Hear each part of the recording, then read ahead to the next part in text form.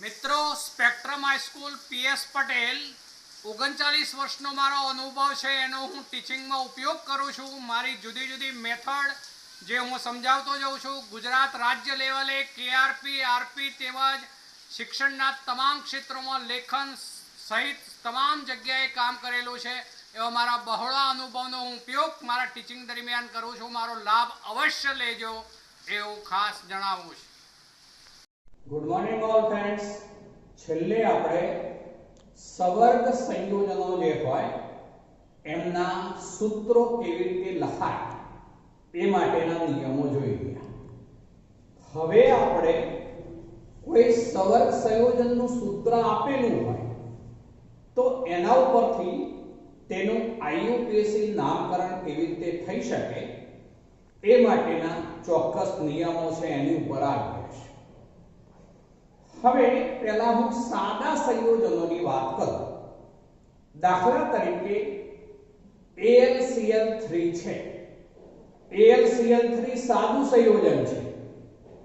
ચલો જેમાં Al3+ ion છે અને તેની સાથે 3Cl- આયન જોડાયેલા છે। આપણે એનું નામ શું કહીએ છીએ તો aluminium chloride. AlCl3 aluminium chloride તરીકે ઓળખાય છે।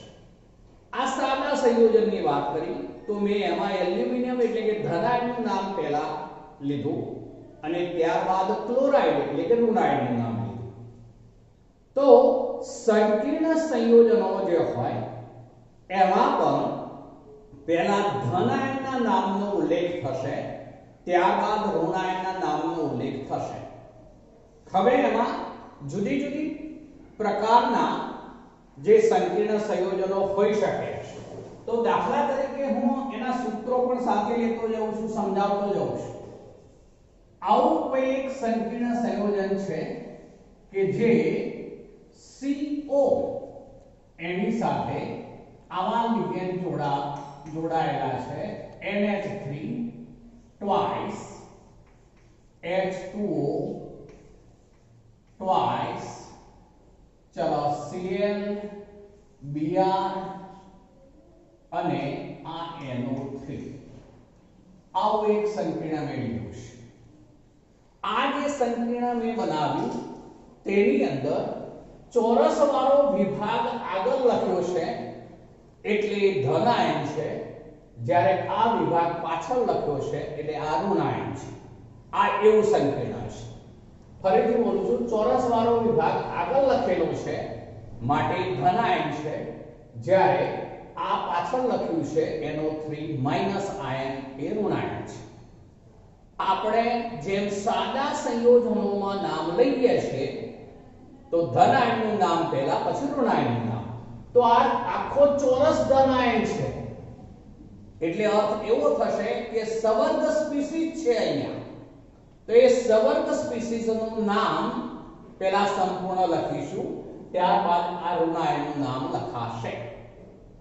ચલો બીજું ટાઈપનું ઉદાહરણ લઉં છું।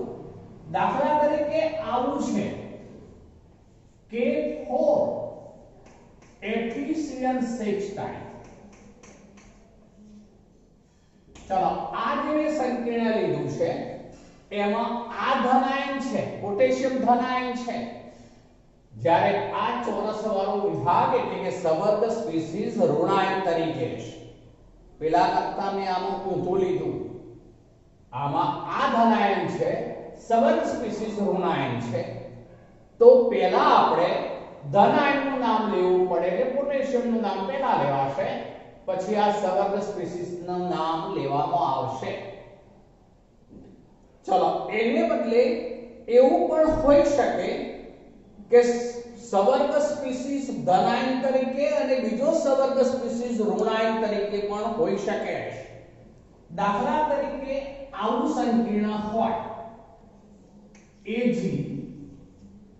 NH3 twice પછી Ag આની સાથે હું સાયનાઇડ જોડું છું AgCl twice। ચલો આવું મેં સંકીર્ણ લીધું। આ સંકીર્ણમાં આ ચોરસ કૌંસ ધનાયન તરીકે છે, આ ચોરસ કૌંસ ઋણાયન તરીકે છે. એટલે કે અહીંયા બંને સવર્ગ સ્પીસીઝ ધન અને ઋણાયન તરીકે આવેલા છે. મેં ત્રણેય ઉદાહરણ જે લીધા છે એ ત્રણેયની અંદર મેં જુદી જુદી ટાઈપના સવર્ગ સંયોજનો બનાવ્યા છે. પહેલામાં સવર્ગ સ્પીસીઝ ધનાયન છે, આ ઋણાયન છે. બીજામાં આ ધનાયન છે, સવર્ગ સ્પીસીઝ ઋણાયન તરીકે છે. જ્યારે ત્રીજું એવું ઉદાહરણ છે કે જેમાં સવર્ગ સ્પીસીઝ ધનાયન તરીકે પણ છે અને સવર્ગ સ્પીસીઝ ઋણાયન તરીકે પણ છે. આપણે તો એટલી જ વાત કે જ્યારે કોઈ પણ સંયોજનનું નામ લઈએ ત્યારે ધનાયનનું નામ પહેલા લખાય, ઋણાયનનું નામ ત્યાર પછી લખાય. જો ધનાયન તરીકે સવર્ગ સ્પીસીઝ હોય તો પહેલા સવર્ગ સ્પીસીઝનું નામ પછી ઋણાયનનું નામ. જો ધનાયન તરીકે આ હોય તો આ ધનાયનનું નામ પહેલા લખાય પોટેશિયમ, પછી આ સવર્ગ સ્પીસીઝનું નામ. અહીંયા સવર્ગ સ્પીસીઝ ધનાયન તરીકે, સવર્ગ સ્પીસીઝ ઋણાયન તરીકે, તો આ સવર્ગ સ્પીસીઝનું નામ પહેલા લખાય, આ સવર્ગ સ્પીસીઝનું નામ ત્યાર પછી લખાય. હવે આ એક પહેલો નિયમ થયો કે સંકીર્ણના નામકરણ માટે ધનાયનનું નામ પહેલા લખાય, ઋણાયનનું નામ પછી લખાશે. ચલો હવે જે નિયમો ઉપર આવું છું એ બધા જ માત્ર ચોરસ કૌંસની અંદર સવર્ગ પ્રભાવ ક્ષેત્ર જેને કહીએ છે અથવા સવર્ગ સ્પીસીઝ કહીએ છે એની અંદરના વિભાગના નામકરણ માટેની વાત છે. ફરીથી બોલું છું, માત્ર ચોરસ કૌંસની અંદર રહેલો જેટલો વિભાગ હોય તેની જ વાત છે, ચોરસ કૌંસની બહારના વિભાગની વાત નથી. ચોરસ કૌંસની અંદર શું શું આવેલું હોય તો આપણે જે ગઈકાલે નિયમો જોઈ ગયા હતા એ નિયમો મુજબ ચોરસ કૌંસમાં સૌથી પહેલા લખેલી હોય એ કોઈ ધાતુ, પરમાણુ કે આયન હોય છે. આ કોબાલ્ટ છે, આ Fe છે, ચલો આમાં Ag છે, આમાં પણ Ag છે.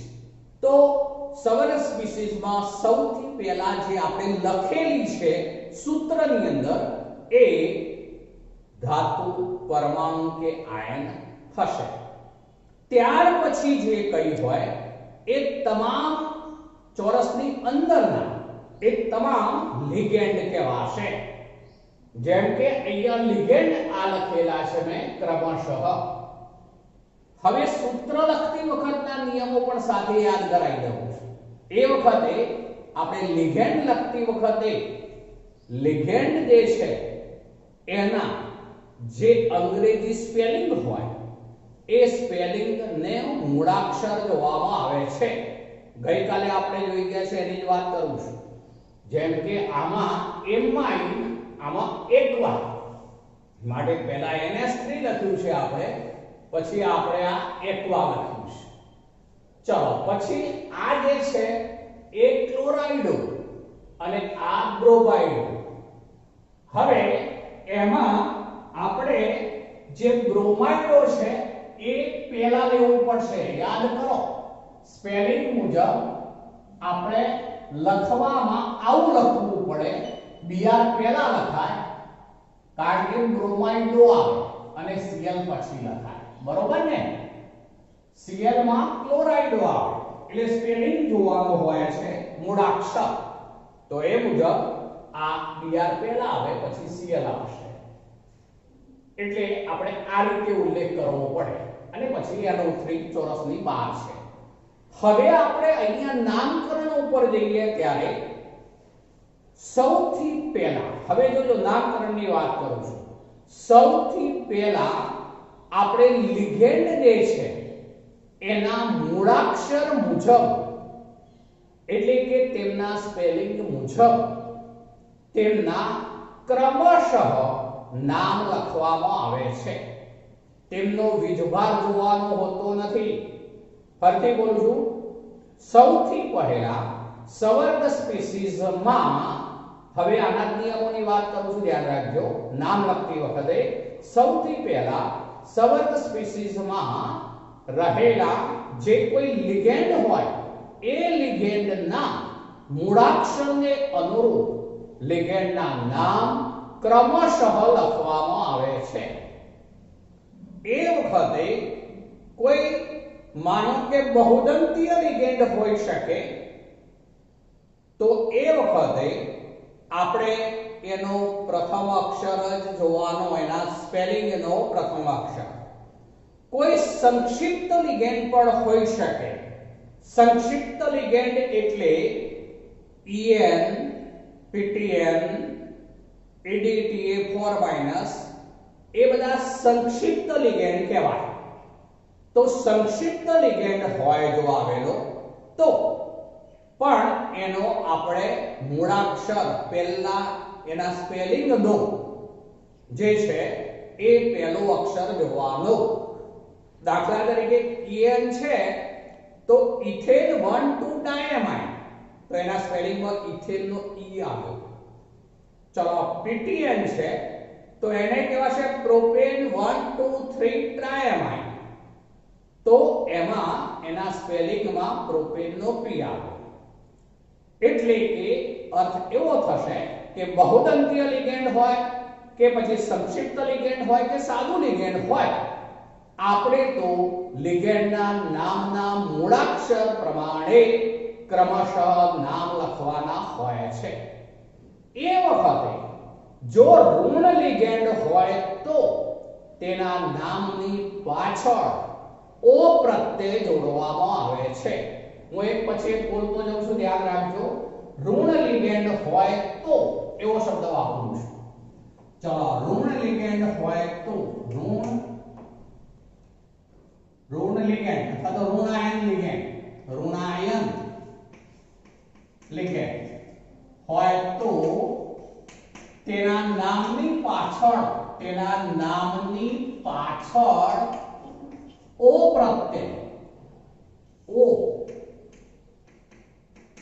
પ્રત્યય જોડવામાં આવે છે. ઓ પ્રત્યય. દાખલા તરીકે આપણે એક પછી એક લેતા જઈએ. કોઈ પણ હેલોજન હોય F- તો એને કહેવાશે ફ્લોરાઇડો. ચલો એને બદલે આવું હોય Cl- તો એને કહીશું ક્લોરાઇડો. અમુક જગ્યાએ એને ક્લોરો તરીકે પણ ઓળખવામાં આવે છે, પણ લેટેસ્ટ મેથડમાં ક્લોરાઇડો પસંદ કરીશું. Cl- પછી Br- હોય તો બ્રોમાઇડો.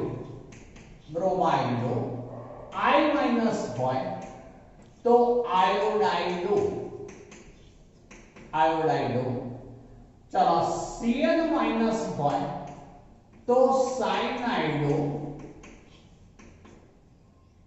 OH- હોય તો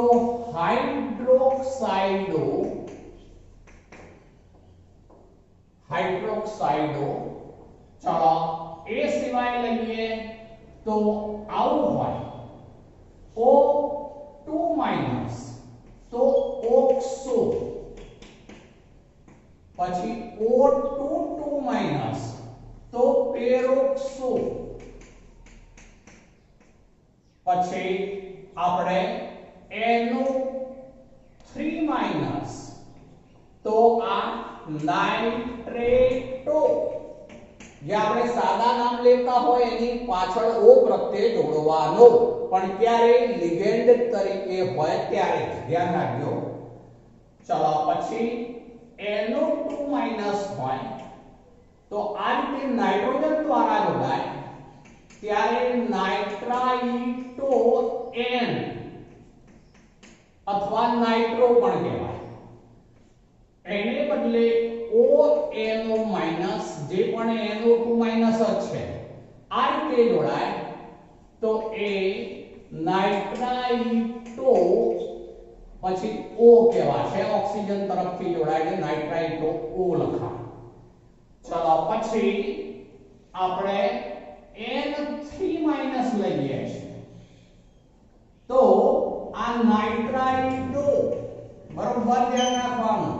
આ નાઇટ્રાઇટો, જ્યારે આ નાઇટ્રાઇડો પછી માઈનસ, તો આ કહેવાશે એઝિડો. એઝિડો તરીકે ઓળખાશે. ચાલો પછી NH2 માઈનસ, તો આ એમિડો. પછી NH2 માઈનસ, તો એમિડો.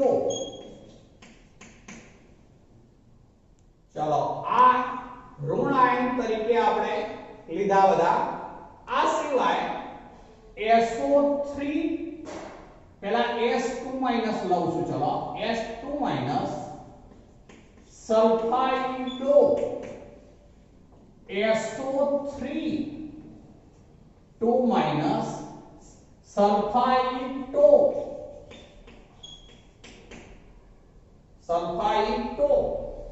चलो SO4 2 माइनस सल्फेटो.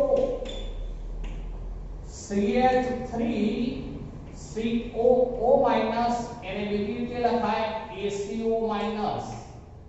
એસિટેટો. એસિટેટ આયન એના ઉપરથી એસિટેટો એવું બોલવું પડશે. ચાલો પછી C2O4 2 માઈનસ, જેને આવું લખી શકાય OX2 માઈનસ. આવું લખી શકાય. તો એ ઓક્ઝેલેટો. CO3 2 માઈનસ, તો એને કહેવાશે કાર્બોનેટો. ચલો પછી PO4 3 માઈનસ, તો એને કહેવાશે ફોસ્ફેટો. ચલો ASO4 3 માઈનસ આર્સેનેટો. ચલો તો આ રીતે બધા ઋણ લિગેન્ડ હોય ત્યારે ઋણાયન તરીકે લિગેન્ડ હોવાથી એના નામની પાછળ દરેકમાં શું જોડવામાં આવે છે? O. ચલો એ ઉપરાંત બીજું એક લઉં છું NH2 CH2 COO માઈનસ. ચલો આ જે છે ને શોર્ટમાં લખાય છે GLY, જેને કહેવાશે ગ્લાયસિનેટો. GLY ગ્લાયસિનેટો. ચલો EDTA4 માઈનસ હોય. EDTA4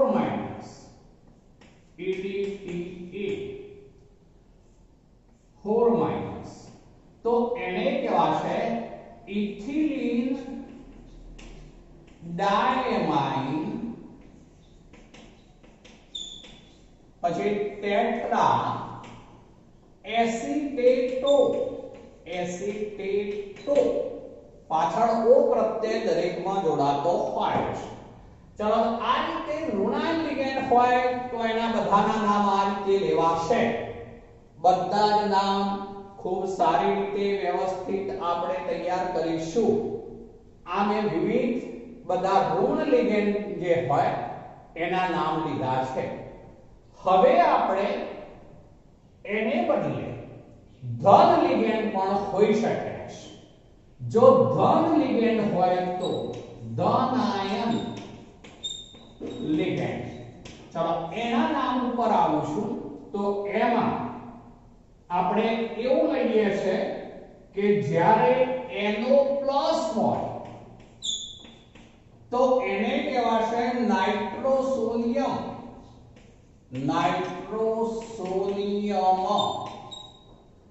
ચલો એને બદલે આપણે બીજું લઈએ છે NO ઉપર 2+ ચાર્જ હોય.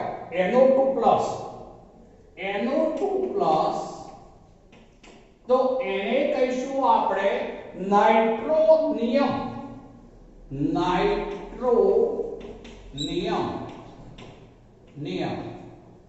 જો એને બદલે NH2 NH3+ લઈએ છે, NH2 NH3+, તો હાઇડ્રેઝિનિયમ.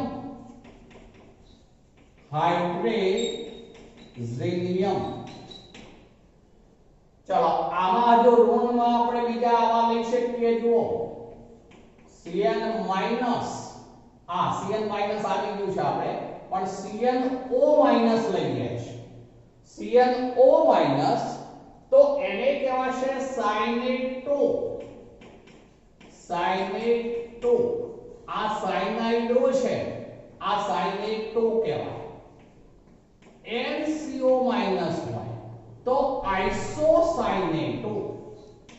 આઇસોસાયનેટ2. ચલો એ ઉપરાંત બીજું એક લઉં છું, જોજો SCN માઈનસ તો એને કહેવાશે થાયોસાયનેટો S. થાયોસાયનેટો S.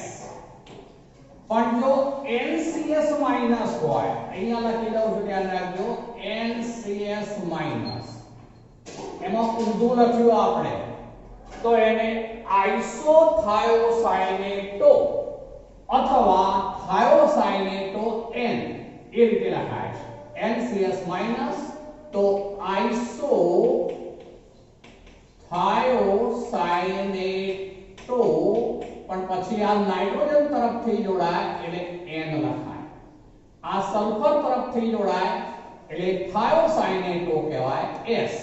સલ્ફર તરફથી એટલે S.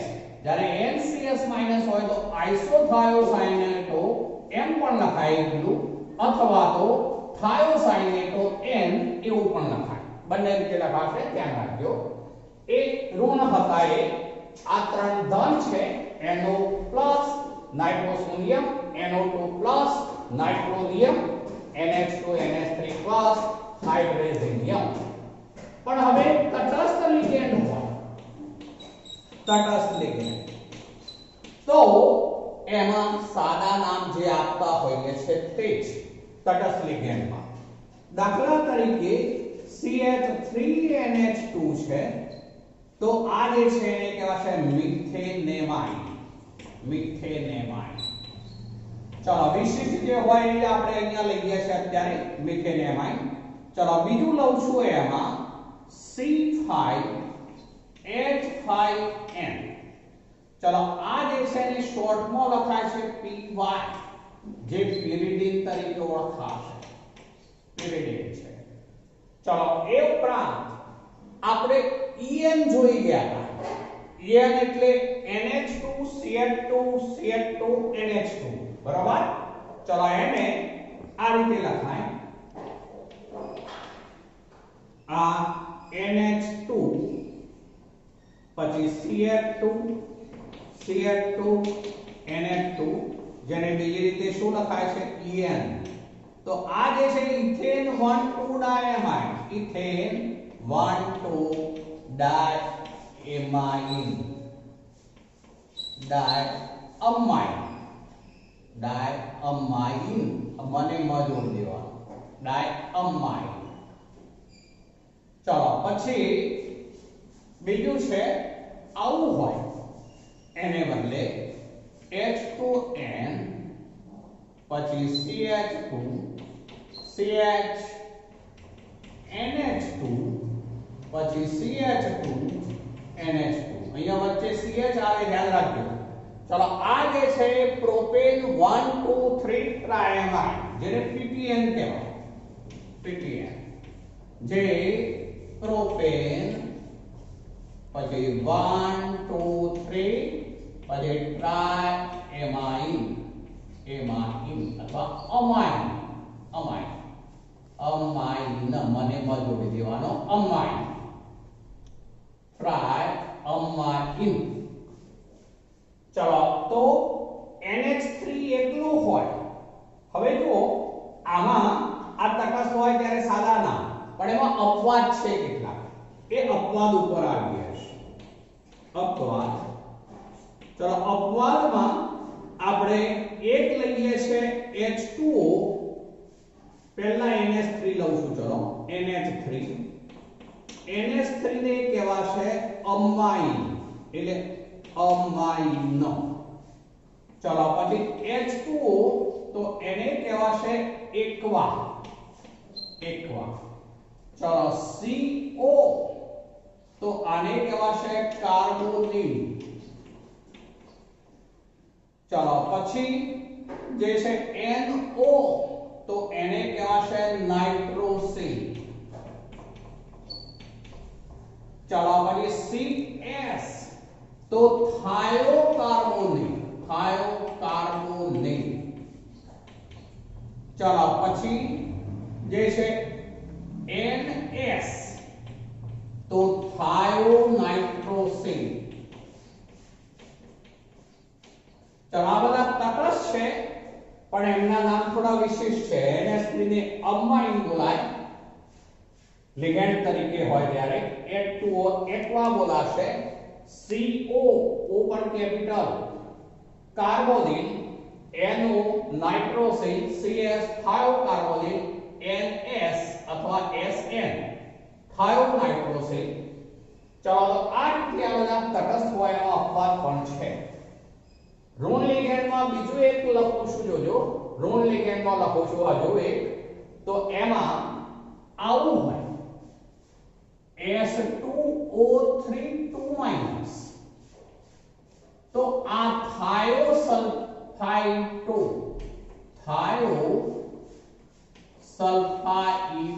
તરીકે ઓળખાશે.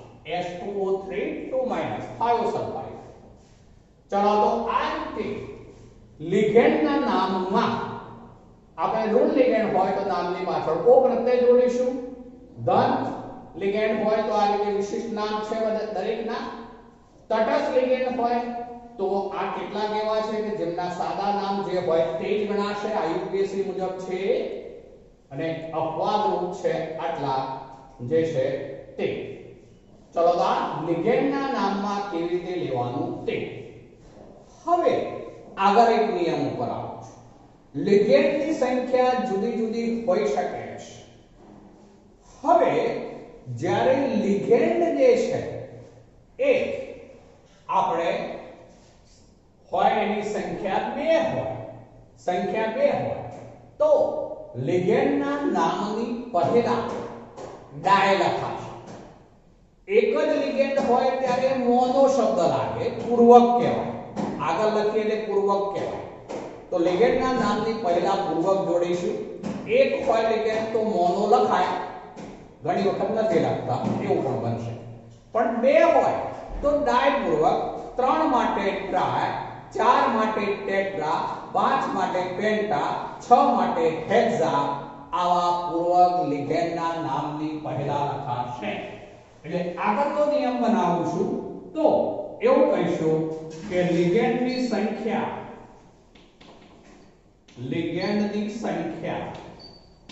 ચલો 2 હોય ત્યારે શું કહીશું તો ડાય, 3 માટે ટ્રાય, 4 માટે ટેટ્રા.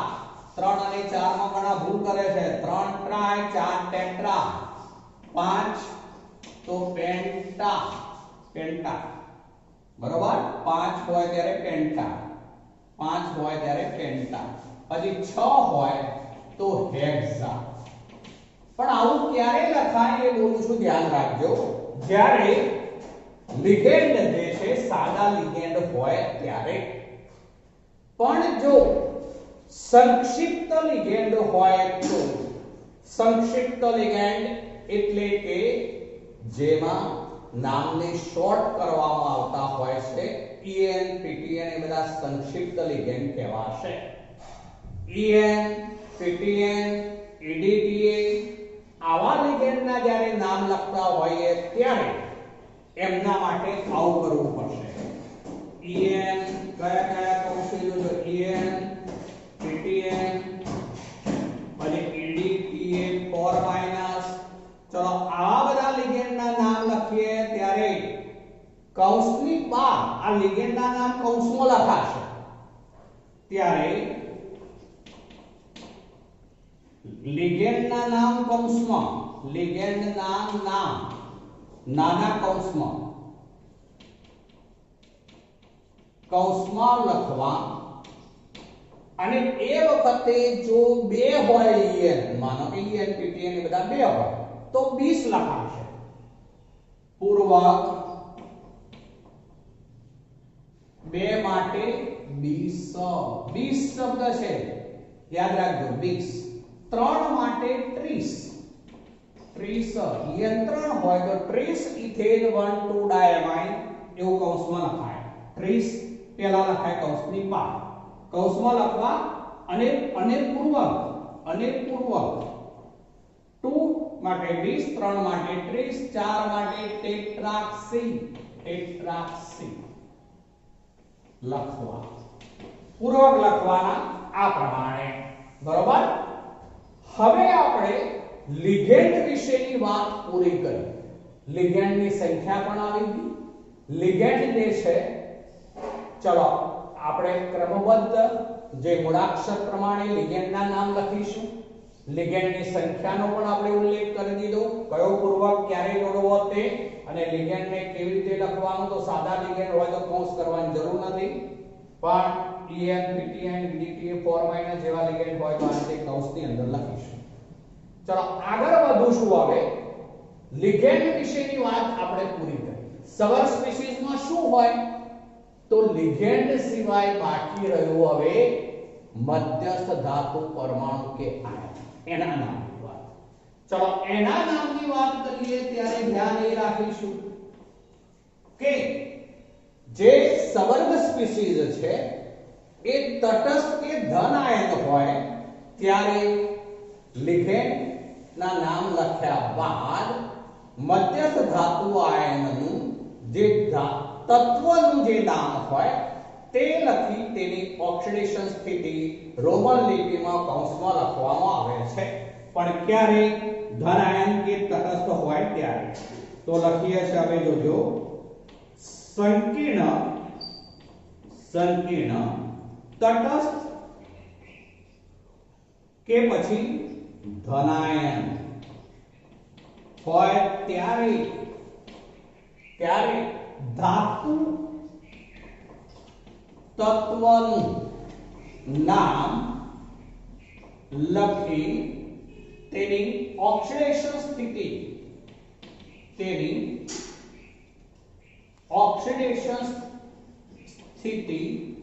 આ કૌંસની અંદર ઓક્સિડેશન સ્થિતિ કૌંસમાં રોમન લિપિમાં લખવી. ધાતુનું જે સાદું નામ હોય તે જ લખવાનું. દાખલા તરીકે PP હોય તો પ્લેટિનમ લખાય, Ag હોય તો સિલ્વર અથવા આર્જેન્ટિનમ એવું લખાય. એ જ રીતે PD હોય તો પેલેડિયમ લખાય, CO હોય તો કોબાલ્ટ લખાય. તો એ રીતે ધાતુ તત્વનું સાદું નામ જે હોય એ જ લખવાનું. પણ જો હવે આગળનો નિયમ બનાવશું, જોજો, સંકીર્ણ ઋણાયન તરીકે હોય, સંકીર્ણ ઋણ હોય ઋણાયન ત્યારે ધાતુનું જે નામ હોય તેની પાછળ એક પ્રત્યય જોડી અને તેની ઓક્સિડેશન સ્થિતિ રોમન લિપિમાં લખવી. ત્યારે ધાતુના નામની પાછળ એક પ્રત્યય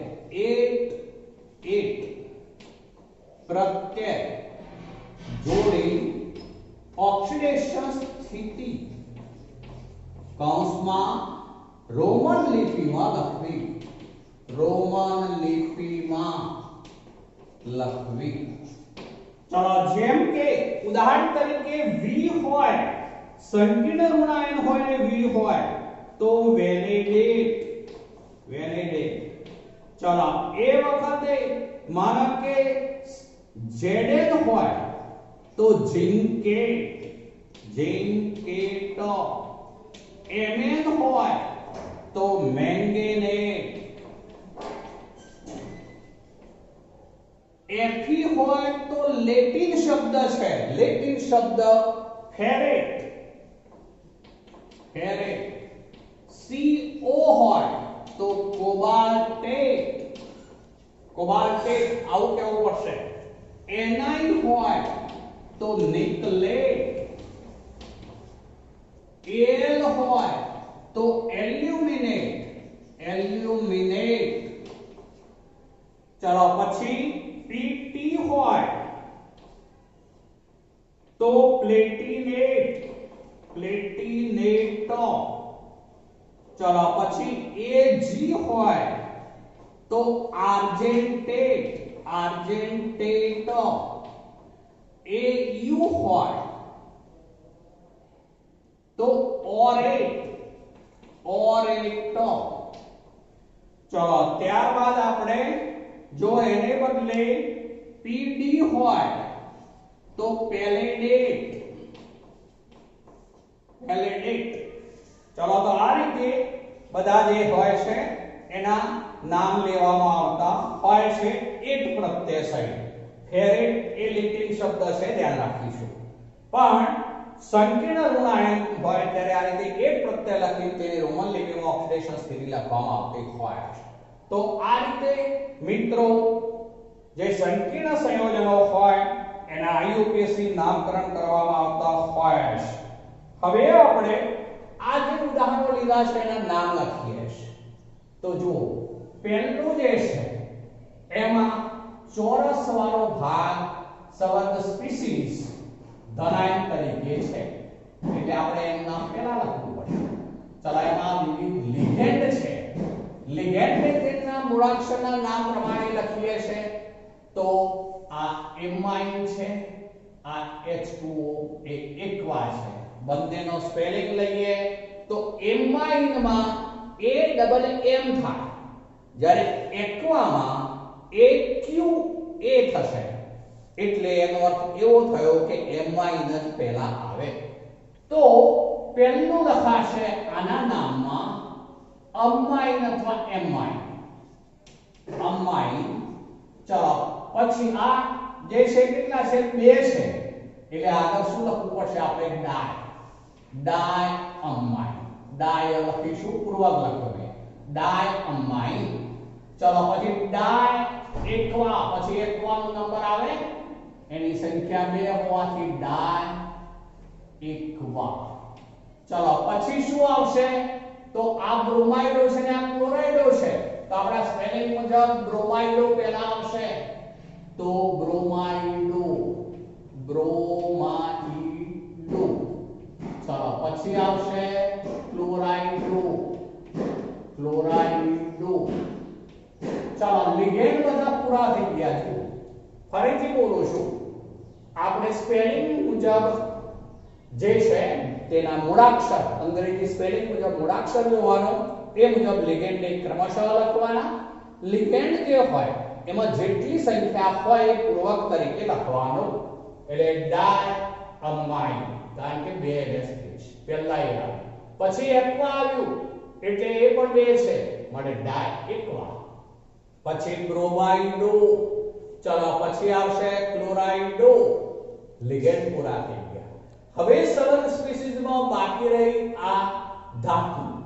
ચલો આ ધાતુ જે છે એ CO છે. હવે ધ્યાનમાં એ રાખવાનું કે ચોરસ વાળો વિભાગ જ્યારે ધન હોય ત્યારે ધાતુ તત્વનું જે નામ હોય એ જ લખવાનું. તટસ્થ હોય તો પણ એ જ લખવાનું અને ઓક્સિડેશન સ્થિતિ લખવાની. ચલો આપણે આનું નામ આપણે કોબાલ્ટ લખાશે. ત્યાં કોબાલ્ટ જ લખાય, કોબાલ્ટેટ નહીં. આ ધ્યાન રાખજો, કોબાલ્ટ. પછી એની રોમન લિપિમાં ઓક્સિડેશન સ્થિતિ દર્શાવવી પડશે કૌંસની અંદર. ચલો ઓક્સિડેશન સ્થિતિ કેટલી થાય એ નક્કી કરવા માટે Z બરાબર A + NX એ સૂત્રનો આપણે ઉપયોગ કરીશું. ચલો હવે એ સૂત્ર મુજબ જો લઈએ તો આનો Z કેટલો થાય એ પેલા ગણો. ચોરસનો વિભાગ. ચલો NO3 છે, NO3 -1 માટે ચોરસ ઉપર વિભાગ Z કેટલો હશે? એમાં +1. ચલો હું અહીંયા ગણતરી કરું છું. જોજો Z +1 છે એમાં બરાબર A+. ચલો પહેલા તટસ્થ લિગેન્ડ એની સંખ્યા 2 છે. એમોનિયા એટલે 0, એટલે 2 * 0 ડાયરેક્ટ કાઢી નાખું છું. આ 2 * 0 કારણ કે H2O પણ તટસ્થ, પણ આ બીજાની સંખ્યા 1 અને એનો વિભાગ -1, તો આ -1 ને લખું.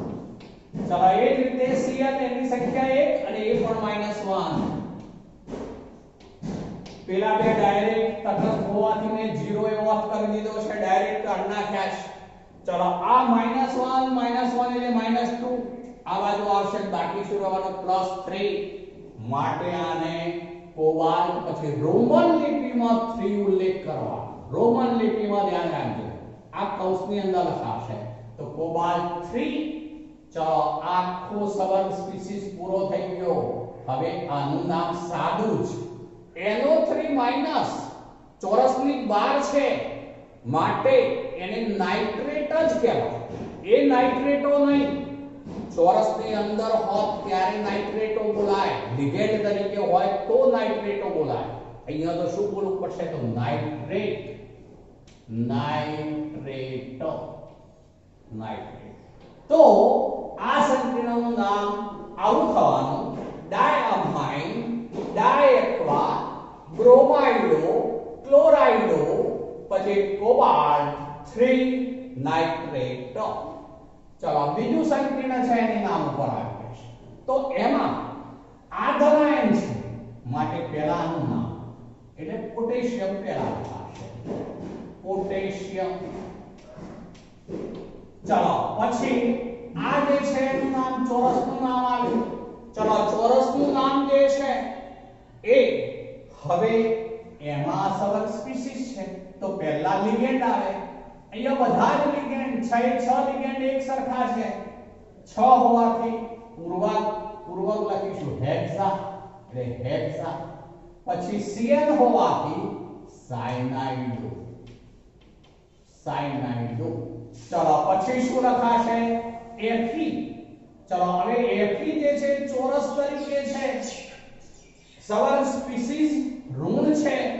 સવર્ગ સ્પીસીસ ઋણ હોય ત્યારે Fe માટે શું લખવું પડે ફેરેટ. તો હેક્સાસાયનાઇડો પછી ફેરેટ. હવે તેની ઓક્સિડેશન સ્થિતિ રોમન લિપિમાં કૌંસમાં લખાશે. ચલો એમાં Z કેટલો એ પહેલા નક્કી કરીએ. તો જુઓ K+1 એવા 4 માટે આનો વિધભાર 4- કહેવાય. ચલો આનો વિધભાર 4- છે તો હવે આનું શોધી કાઢીએ તો Z - 4 છે. ચલો અહીંયા હું લખું છું Z - 4. હવે એ ચલો હવે એમાં લિગેન્ડ જે છે 6 લિગેન્ડ Cn છે, 6 લિગેન્ડ Cn છે એટલે આપણે આવું લખવું પડે 6 * -1. ચલો હવે આ -6 આ બાજુ આવશે તો બાકી શું રહેવાનું +2. તો A બરાબર +2 એટલે અહીંયા ફેરેટ 2 રોમન લિપિમાં કૌંસમાં લખીશું.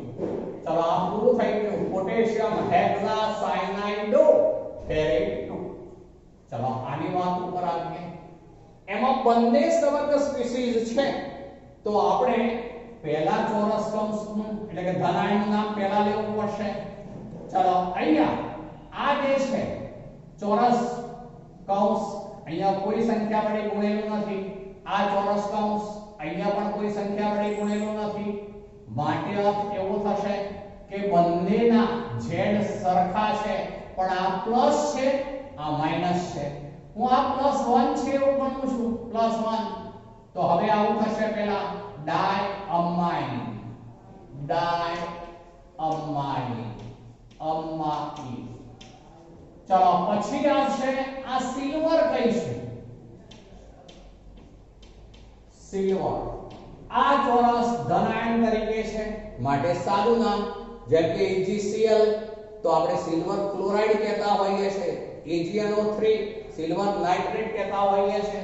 તો અહીંયા સિલ્વર એની ઓક્સિડેશન સ્થિતિ રોમન લિપિમાં 1 થશે કારણ કે આપણો તટસ્થ મેં કહ્યું કે Z+1 છે, આનો Z -1 છે એવું મેં કહી દીધું.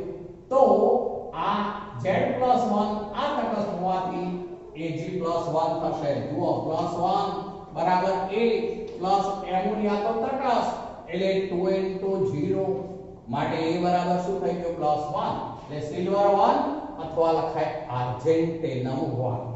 ચલો પછી આ સવર્ગ સ્પીસીસ ની વાત આવી, ઋણ સવર્ગ સ્પીસીસ ની. હવે એમાં પણ પાછું પહેલા લિગેન્ડ લખાય. લિગેન્ડ 2 છે એટલે ડાય. ચલો Cl લિગેન્ડ હોવાથી સાયનાઇડો. ચલો પછી લખવું પડશે Ag માટે, પણ આ Ag ને હવે આપણે સિલ્વર કહી શકીએ નહીં. એને માટે આ ચોરસ વાળો વિભાગ એ ઋણ છે, સબસ્પીસીઝ ઋણ છે, માટે આને કહેવું પડશે આર્જેન્ટેટ. તો સાયનાઇડો પછી આર્જેન્ટેટ. હવે એની ઓક્સિડેશન સ્થિતિ અહીંયા Z+1 તો આના ચોરસનો Z-1 બે સરખા હોય, 1 પ્લસ 1 માઈનસ માટે કોઈ સંખ્યા વડે ગુણેલા નથી. જો આનો Z-1 ગણીએ તો -1 બરાબર A+. એમાં લિગેન્ડ 2 છે, Cn લિગેન્ડ છે -1, તો -1 એટલે -2 થયું.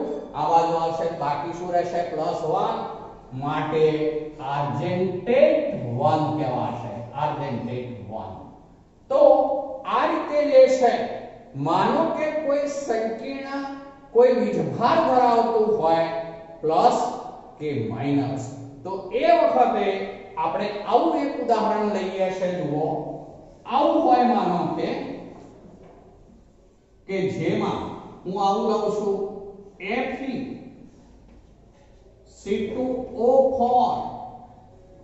C2O4 thrice, અને એનો વીજભાર લઉં છું હવે હું 3-. આનું નામ લખું છું. તો આમાં 3 છે લિગેન્ડ. 3 લિગેન્ડ હોવાથી ટ્રાય, પછી આ ઓક્ઝેલેટો, ટ્રાય ઓક્ઝેલેટો, ઓક્ઝેલેટો. ચલો પછી આવશે આ Fe, પણ Fe માટે ચોરસ શું છે? ઋણ છે, માટે બોલાશે ફેરેટ, ફેરેટ. હવે એની ઓક્સિડેશન સ્થિતિ ગણી કાઢો. Z ડાયરેક્ટ છે આપણી પાસે 3-, Z3- હોવાથી હવે આપણે Z-3 હોવાથી આને ગણો તો 3 દુના 6, -2 છે આ, 3 દુના 6, -6 આ બાજુ આવી જશે તો +3 બાકી રહેશે. તમને બરોબર ગણતરી આવડવી જોઈએ. જો ઓક્સિડેશન સ્થિતિ તમારી ખોટી તો બધું ખોટું ધ્યાન રાખજો. એટલે આ ટ્રાયઓક્સિલેટો ફેરેટ 3 અને ધન આયન હોય તો એ વખતે આપણે એટ પ્રત્યય જોડ્યા સિવાય લખવાનું. તો મિત્રો આજે આપણે આટલે સુધી રાખીએ.